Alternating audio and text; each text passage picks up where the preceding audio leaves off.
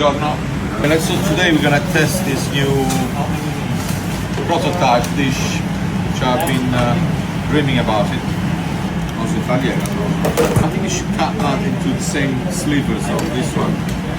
Yeah, yeah, a bit long. That's it. Not too thick, huh? I'm gonna take this little piece here. You should put one on top of each other like a sandwich. Okay.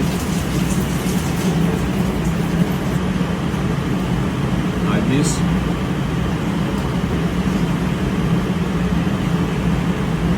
Myself to taste. Amazing. A bit of olive oil and lemon juice first, especially on the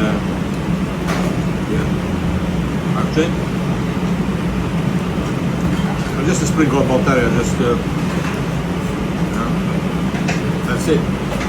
Less is more, they say in English. Very simple.